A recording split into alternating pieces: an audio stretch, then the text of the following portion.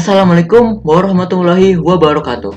Halo teman-teman semua, yang saya hormati Bapak Hududin Nurkifli STMCS PSD selaku dosen pengampu mata kuliah analisis desain berorientasi objek.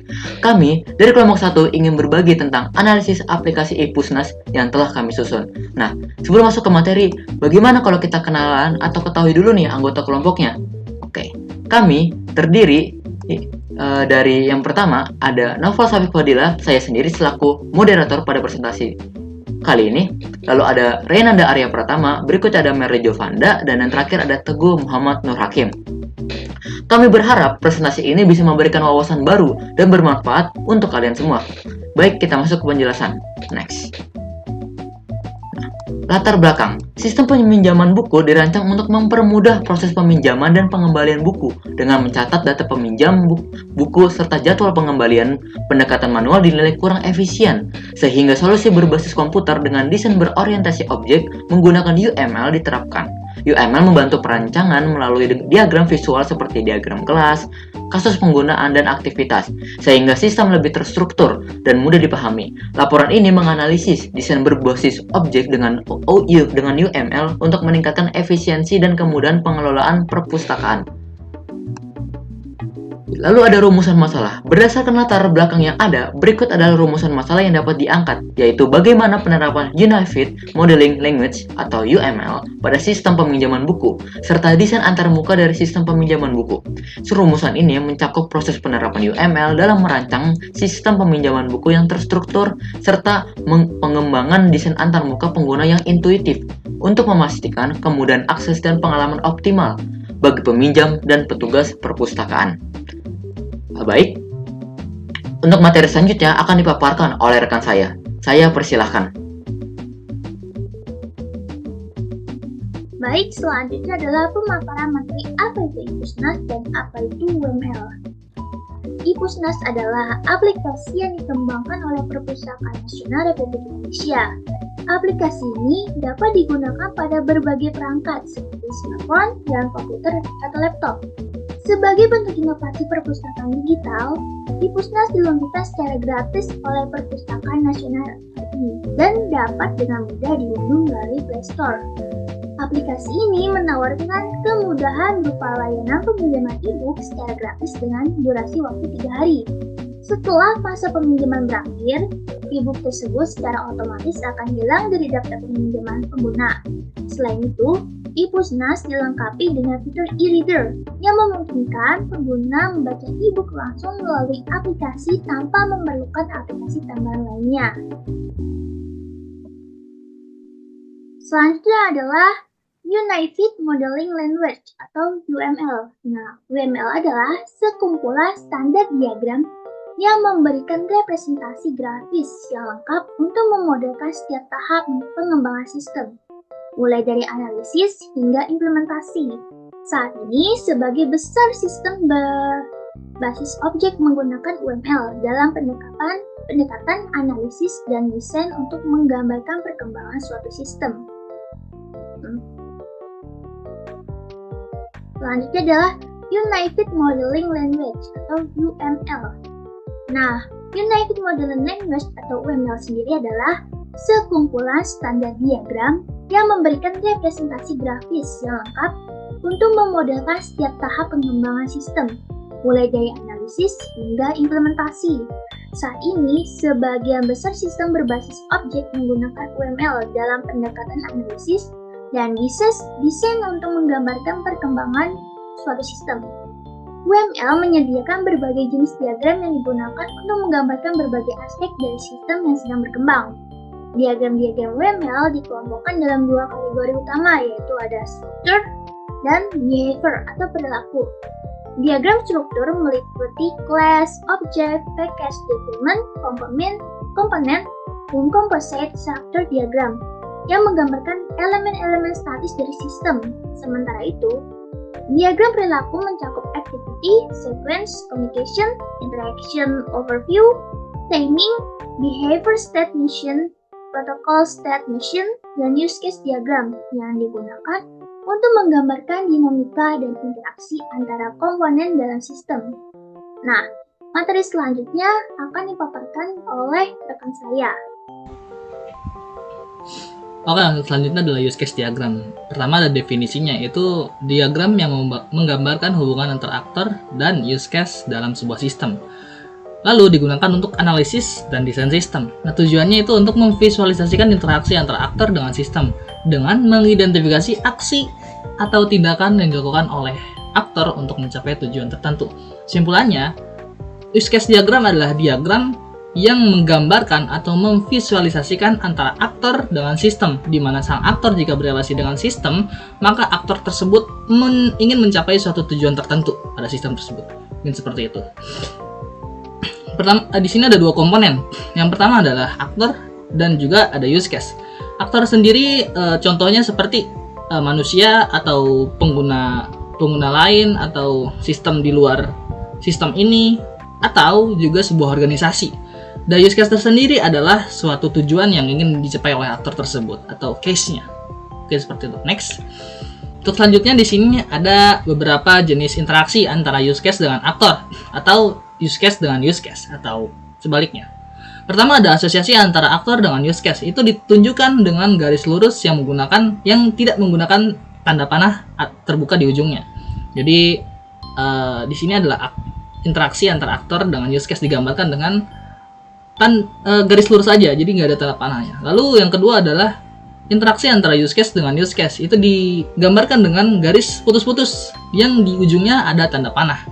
Lalu ada generasi antara dua aktor yang digambarkan dengan garis lurus dan panah tertutup pada ujungnya. Lalu generasi antara dua use case yaitu menunjukkan bahwa pewarisan antara satu use case dengan use case lainnya yang digambarkan dengan garis lurus dan panah tertutup di ujungnya. Next.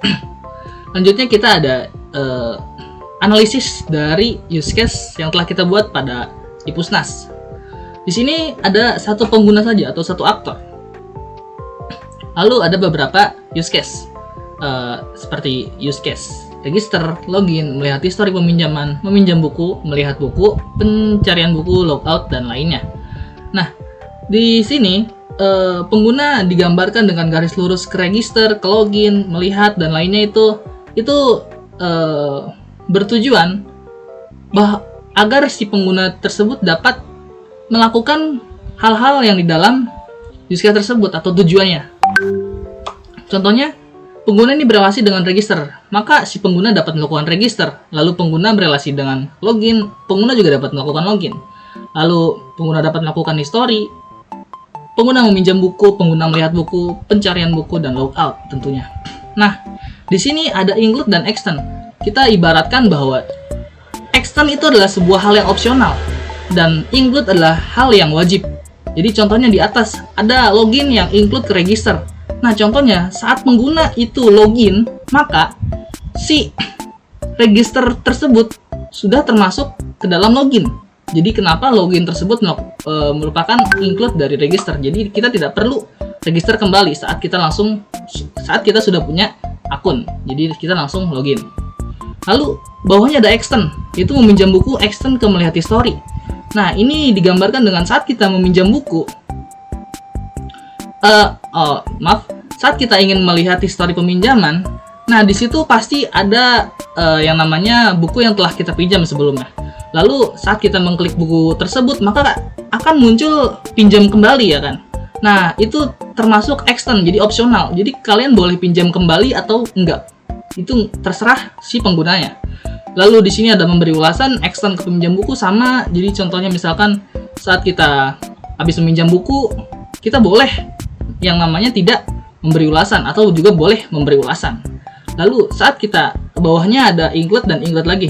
Nah, saat kita meminjam buku, include mengunduh buku. Maksudnya saat kita meminjam buku, kita diharuskan untuk mengunduh buku. Kenapa untuk mengunduh buku? Karena jika kita tidak mengunduh buku, maka kita tidak dapat membaca dari si buku yang kita pinjam tersebut. Lalu bawahnya ada mengembalikan buku.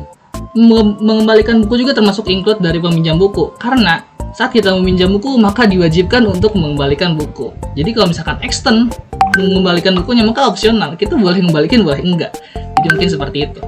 Hanya juga ada melihat buku, extend ke pencarian buku.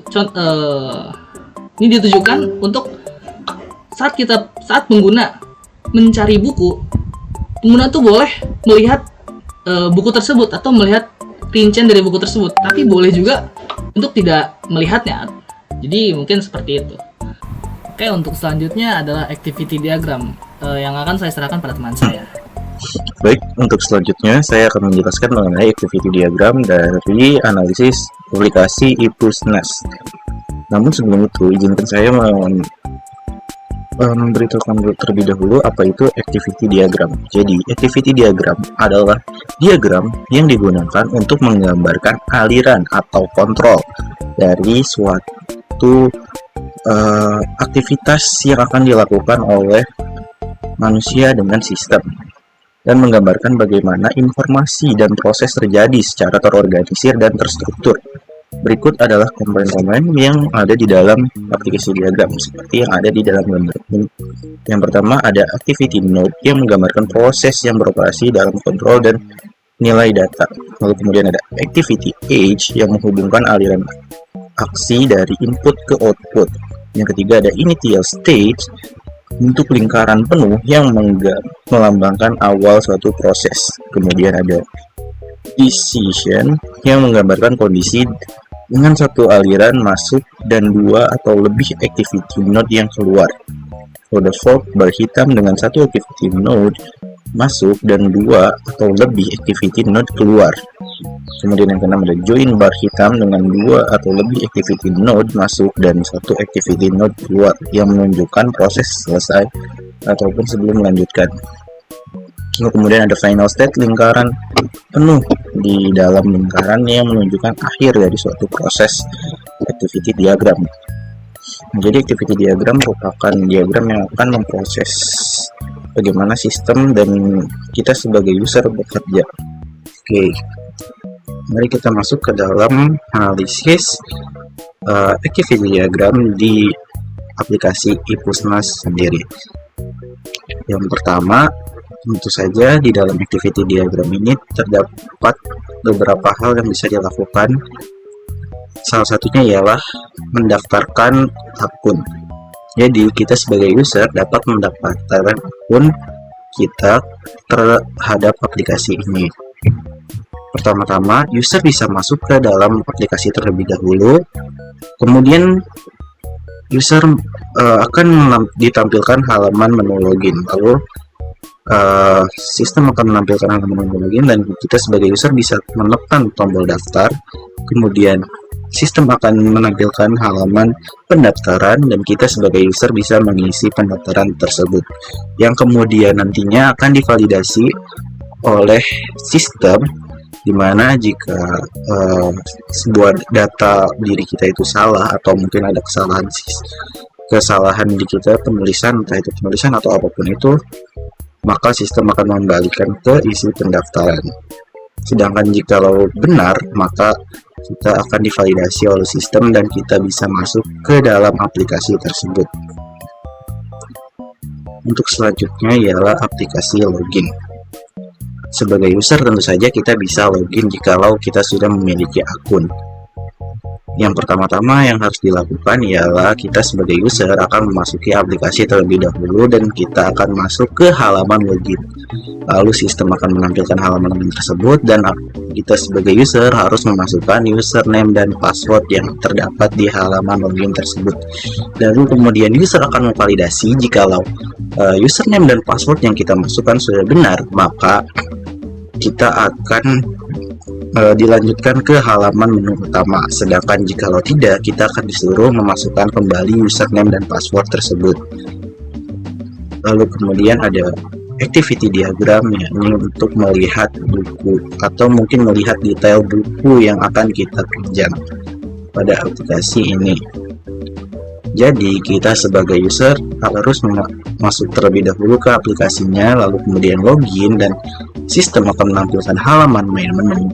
Kemudian kita akan masuk ke dalam buku yang ingin kita baca, lalu kemudian sistem akan menampilkan informasi buku tersebut, entah itu penerbit ataupun tanggal keluar dari buku tersebut. Oke, lalu selanjutnya ada activity diagram, yakni pencarian. Kita sebagai user dapat mencari buku yang akan kita baca di dalam aplikasi ini.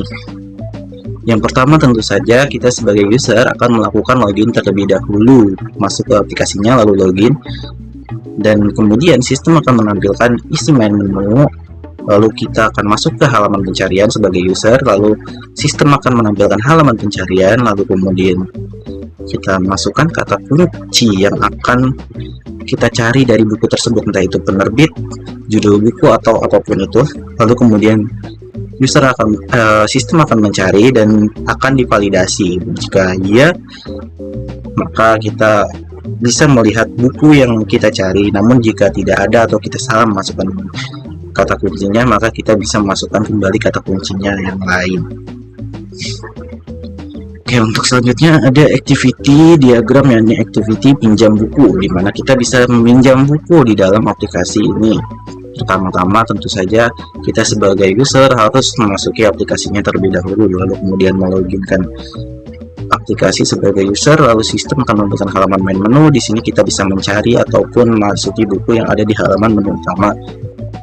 Jika sudah, maka sistem akan menampilkan informasi dari buku tersebut, lalu kemudian kita sebagai user akan memvalidasi apakah kita akan meminjam buku tersebut atau tidak. Jika tidak, maka kita bisa kembali untuk mencari buku yang ingin kita pinjam. Namun jika iya, maka buku tersebut akan dimasukkan ke dalam daftar antrian untuk meminjam buku. Oke, untuk selanjutnya ada activity diagram, yakni untuk melihat riwayat buku yang telah kita pinjam. Sebagai user tentunya kita bisa melihat berapa banyak buku yang telah kita pinjam di dalam aplikasi tersebut. Jadi pertama-tama untuk memasuki menu riwayat ini, kita sebagai user harus login terlebih dahulu, lalu kemudian sistem akan menampilkan halaman main menu dan kita masuk ke dalam profil dari halaman main menu tersebut. Lalu kemudian kita menampilkan lalu kemudian sistem akan menampilkan informasi. Lalu kita bisa masuk ke rak pinjam dan kemudian kita akan ditampilkan halaman oleh sistem dari rak pinjam. Lalu kemudian kita masuk ke riwayat dan sistem akan menampilkan riwayat dari buku yang telah kita pinjam. Oke, selanjutnya ialah kita dapat mengunduh buku yang akan kita pinjam di dalam aplikasi tersebut. Jadi untuk mengunduh buku sendiri, kita sebagai user harus masuk aplikasinya terlebih dahulu seperti biasa, lalu kemudian login, lalu kemudian kita akan diberikan tampilan halaman main menu, lalu kita akan cari buku yang ingin kita baca, lalu kemudian sistem akan menampilkan informasi dari buku yang kita cari, lalu kemudian kita pinjam terlebih dahulu, lalu sistem akan menampilkan halaman dari peminjaman tersebut, lalu kemudian kita bisa mengunduh buku tersebut dan sistem akan mengunduhkan buku tersebut di dalam aplikasi tersebut. Lalu kemudian ada activity pengembalian buku. Di sini di dalam sistem aplikasi iPusnas, kita sebagai user harus mengembalikan buku. Jadi sistemnya kita bisa meminjam dan mengembalikan buku. Nah, untuk pengembalian buku sendiri, yang pertama-tama kita sebagai user harus memasuki aplikasinya terlebih dahulu, kemudian kita loginkan, lalu sistem akan menampilkan halaman dari login, lalu kemudian kita pinjam terlebih dahulu bukunya. Jika sudah ada, maka bisa langsung masuk ke pilihan buku yang akan dikembalikan. Lalu kemudian kita masuk ke menu rak, lalu buku yang telah kita pinjam akan dimasukkan ke menu rak pinjaman. Lalu kemudian kita pilih buku yang ingin dikembalikan, lalu kita klik tombol kembalikan, dan kemudian sistem akan memproses pengembalian buku tersebut. Untuk selanjutnya ialah menu keluar atau logout. Jadi kita sebagai user bisa mengelogkan diri kita dari aplikasi tersebut. Tentu saja, yang pertama-tama tentunya kita akan memasuki aplikasi terlebih dahulu, lalu kemudian kita login, dan kemudian sistem akan menampilkan halaman utama, lalu kita masuk ke profile. Sistem akan menampilkan halaman profile, lalu kita akan masuk ke setting, dan sistem akan menampilkan halaman setting, dan ada tombol keluar. Kemudian sistem akan langsung mengeluarkan kita dari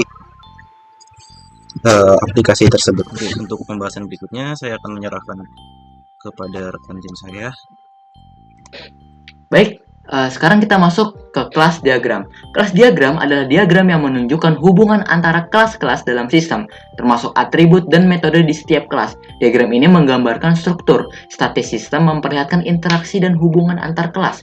Hubungan utama dalam kelas diagram meliputi ada satu association, yaitu interaksi antar kelas, ditandai dengan garis dan panah. Yang kedua ada generalization, yaitu hubungan pewarisan antara kelas umum dan khusus. Yang ketiga ada constraint atau batasan atau aturan yang mengatur hubungan antar kelas. Kelas diagram membantu memahami organisasi sistem secara keseluruhan. Next. Nah, ini adalah kelas diagram yang telah kami susun, yang telah kami buat. Nah, di sini ada kelas diagram perpustakaan online. Kami sini ada library, ada user, ada loan atau peminjaman, ada buku atau, dan terakhir juga ada review. Oke, kita jelaskan satu persatu. Nah, untuk di bagian library sendiri, dia menyimpan library ID, nama, terus ada buku yang disimpan dalam list, terus juga ada peminjaman. Nah, si library ini dia bisa untuk menambahkan buku, dia bisa remove buku, terus ada menambahkan user, remove user, terus juga dia juga bisa di perpustakaan ini bisa untuk mencari buku, terus juga ada untuk melihat buku secara detail, dan terakhir dia juga bisa untuk mendownload buku. Nah, si library ini di manage oleh user dari 1 menjadi 0 to many, yaitu si user ini menyimpan user ID, nama, email, dan juga password. Dia bisa login, dia bisa register, bisa logout, view history, terus juga bisa borrow book, terus juga bisa nge-return, terus juga bisa memberikan review, dan juga dia juga bisa mendownload buku si user ini sendiri. Kenapa si library ini di-manage oleh user? Karena user lah yang sebutannya melakukan segala halnya lah ya. Nah, terus dari si user dia terhubung ke peminjaman. Nah, di peminjaman ini ada peminjaman ID atau loan ID, ada loan date, terus ada due date, ada return date. Return date itu buat ini pengembaliannya kapan, terus juga menyimpan si user, data usernya dalam peminjaman ya, terus juga ada bukunya, terus juga ada data bukunya disimpan. Nah, di peminjaman ini dia ngebuat atau melakukan yaitu membuat peminjaman dan juga mengakhiri peminjaman. Nah, si tabel buku ini juga dia tuh mengarah ke peminjaman, yaitu dia ngeproses. Dan si library ini dia itu menyimpan satu, dan ketika diproses ke peminjaman dia itu bisa tak terhingga. Nah, lalu kita lanjut dari library perpustakaan ke tabel book. Nah, dia itu dihubungkan dengan hash, dan juga library-nya 1 dan si bukunya itu bisa lebih dari 1. Jadi anggap aja ya si perpustakaannya 1, tapi si buku yang bisa disimpan di perpustakaan ini tuh bisa lebih dari 1. Bisa 0 dan too many lah, bisa banyak. Nah, dalam buku ini dia itu menyimpan datanya seperti book ID, title, author, pembuatnya siapa, terus genre-nya apa, terus tersedia apa enggak, is available, terus juga ada deskripsi. Nah, si buku ini mempunyai metode, yaitu bisa mencari buku, bisa view details, dan juga mendapatkan review dari si user tadi. Nah, dari si buku ini dia itu terhubung ke review pakainya hash. Nah, si buku ini memiliki nilai 1, dan ketika diarahin ke review itu 0. Dalam arti kata si buku ini udah pasti 1, tapi kalau misalnya kenapa 0, karena tergantung nih usernya, dia bisa memberikan bisa enggak gitu loh, jadi bisa aja 0. Nah, di bagian review ini yaitu ada review ID, ada user, ada book, ada review text, dan juga ada review date. Nah, si review ini mempunyai metode yaitu menambahkan review. Nah, dari review dia juga mengarah ke book, yaitu satu persatu kolom, yaitu dihubungkan dengan garis panah for ya, satu. Nah, jadi review satu, bukunya juga satu. Jadi kalau misalnya ngasih review ke satu buku doang, jadi bukan ngasih review satu, tiba-tiba bukunya ada banyak gitu. Nah, dari review juga terhubung nih terakhir ke user. Nah, si review ini bakal ditulis atau written by oleh si user itu. Karena user kan tadi punya metode give review ya. Nah, si review ini benar satu, dan juga si user ini akan juga satu, karena si review akan diberikan oleh satu user. Mungkin cukup sekian untuk kelas diagramnya. Dilanjutkan ke rekan saya yang berikutnya. Terima kasih.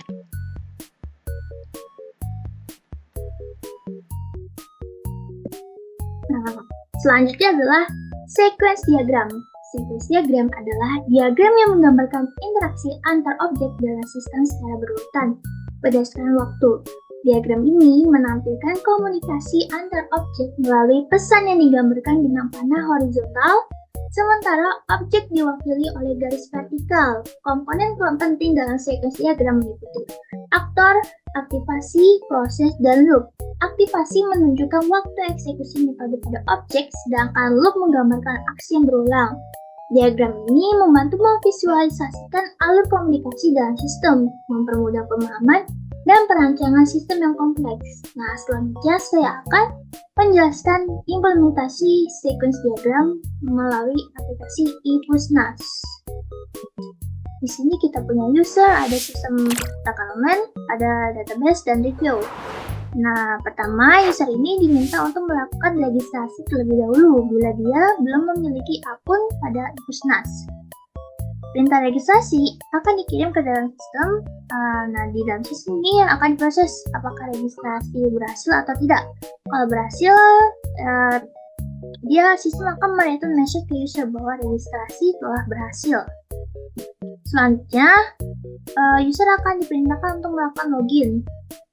Nah, sistem ini akan memproses loginnya apakah sudah sukses atau belum. Kalau telah sukses, maka message akan direturn ke user bahwa login telah sukses. Selanjutnya adalah user akan melakukan pencarian buku berdasarkan keyword.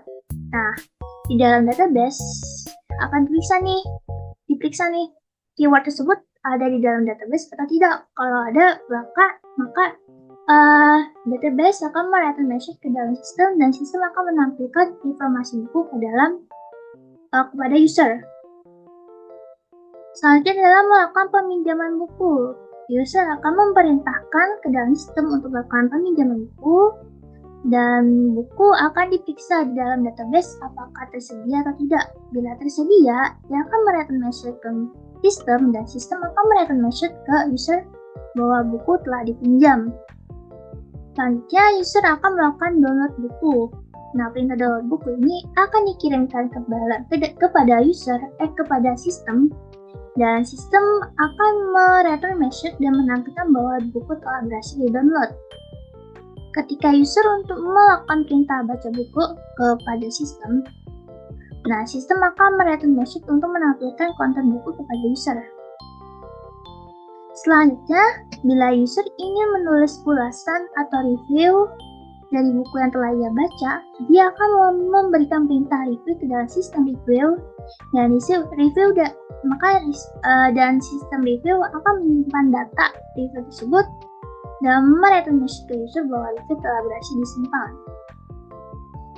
Selanjutnya adalah mengembalikan buku.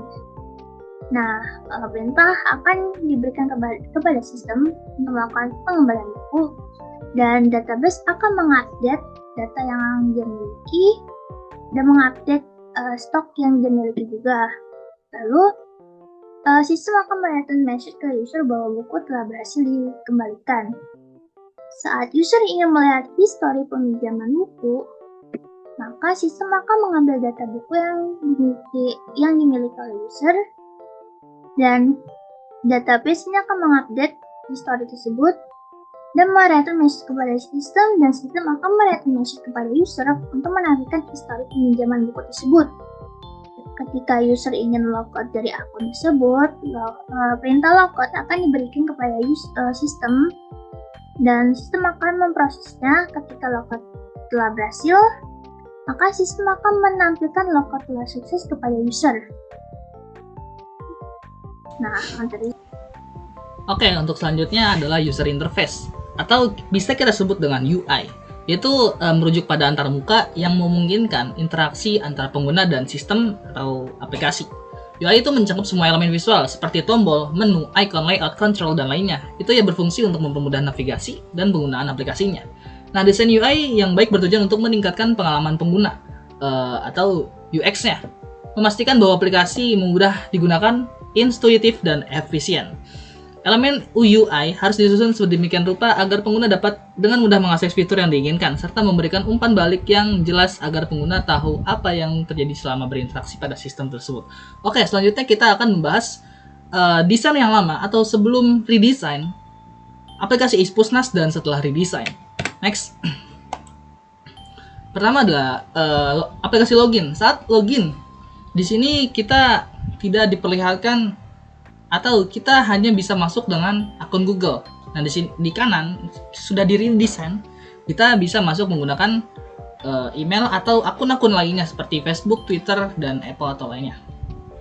Lanjutnya ada mode main menu atau main menu mode. Di sini tidak dirubah apa-apa karena sudah oke, sudah perfect. Lanjutnya di sini ada melihat rincian. Melihat rincian di sini kita rubah sedikit, di mana sebelum di sini tidak ada untuk memberikan hari peminjaman. Nah, di sini sudah kami sediakan, jadi pengguna bisa atau user itu bisa melihat bahwa hari pinjaman itu cuma 13 hari doang. Next. Lanjut ada peminjaman buku. Nah, saat meminjam buku, di sini kita ada perlu dua UI. Pertama, jika kita klik pinjam, maka akan ada pinjam kembali. Nah, setelah diredesign sama seperti sebelumnya, jadi kita klik pinjam, tentukan hari, maka akan masuk ke peminjamnya. Lalu ada untuk mengembalikan buku. Nah, di sini untuk mengembalikan buku tersendiri itu ada di dalam mode rak. Nah, di sini jika ingin mengembalikan buku, maka ada titik 3, lalu dikembalikan kembalikan buku, maka otomatis akan kembali. Nah, di sini kita sediakan namanya My Book yang ongoing. Di sini kita bisa memberi ulasan, membaca, dan dikembalikan. Jadi langsung dalam 3 tombol di sini tersedia. Jadi seperti praktis, tidak seperti sebelumnya. Selanjutnya ada untuk mengunduh buku. Tidak jauh beda, tetapi kita lebih persimpel saja desainnya. Selanjutnya di riwayat baca. Di riwayat baca tidak terlalu berbeda, tetapi di UI yang lama ini tidak ada kolom untuk pinjam kembali. Nah, di sini kita ada kolom untuk meminjam kembali. Jadi di sini ada tombol untuk pinjam kembali atau bisa perpanjang.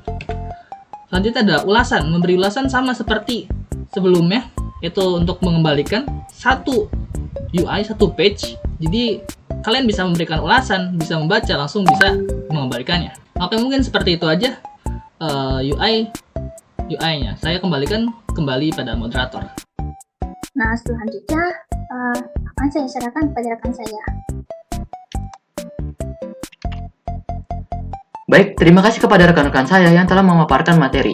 Kesimpulan yang dapat kita ambil adalah kita telah mengetahui bahwa analisis desain berorientasi objek pada sistem peminjaman buku berbasis aplikasi memberikan solusi yang terstruktur dan efisien untuk mengelola proses peminjaman buku secara digital dengan penerapan Unified Modeling Language atau UML seperti use case diagram, activity diagram, class diagram, dan sequence diagram. Alur sistem dapat divisualisasikan dengan jelas sehingga mempermudah pengembangan, pemeliharaan, dan pengelolaan sistem. Penggunaan metodologi reverse engineering dalam penelitian ini memungkinkan penguraian fitur aplikasi yang sudah ada, seperti Ispusnas, untuk memahami desain dan alur kerja sistem secara mendalam. Beberapa fitur utama seperti registrasi, pencarian buku, peminjaman, pengunduhan, hingga pengembalian buku berhasil dianalisis, menunjukkan kelebihan dan dalam aksesibilitas dan koleksi buku yang luas. Desain antarmuka yang intuitif dan mudah digunakan menjadi salah satu faktor penting dalam memastikan pengalaman pengguna yang optimal. Sistem yang dirancang berdasarkan analisis ini diharapkan dapat meningkatkan efisiensi operasional perpustakaan digital, meminimalkan kesalahan manual, dan menyediakan layanan yang baik bagi pengguna. Nah, bagaimana teman-teman semua? Menarik banget bukan? Nah, tapi sayangnya kami sudah sampai di penghujung pemaparan. Itulah presentasi dari kami. Terima kasih banyak atas perhatian dan waktunya. Kami harap apa yang kami sampaikan tadi bisa memberikan manfaat. Jika ada masukan atau pertanyaan, jangan ragu untuk menyampaikan di kolom komentar di bawah ini. Membaca buku-buku yang baik berarti memberi makanan rohani yang baik. Itulah yang dikatakan oleh Buya Hamka, seorang ulama dan sastrawan Indonesia. Sampai jumpa di video selanjutnya. Assalamualaikum warahmatullahi wabarakatuh.